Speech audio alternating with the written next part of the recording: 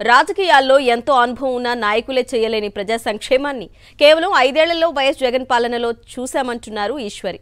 వాలంటీర్గా ప్రభుత్వం అందించిన సంక్షేమ పథకాలను పేదలకు చేర్చి వారి జీవితాల్లో వచ్చిన మార్పులను కళ్లారా చూశానని గర్వపడుతున్నారు. అందుకే జగనన్నకి తోడుగా స్టార్ క్యాంపెయినర్గా ఉండడానికి ముందుకొచ్చానంటున్నారు మైలవరానికి చెందిన వాలంటీర్ ఈశ్వరి.